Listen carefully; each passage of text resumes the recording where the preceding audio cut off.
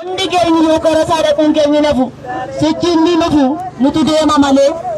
garuu amma jirtanitti daandii dilbiirraa amma qiinaa lafeen dilbii sin gaafata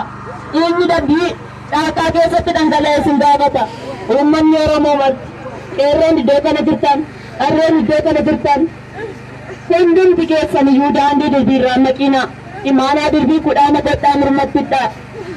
hundumti keessan iyyuu ulfaadhaa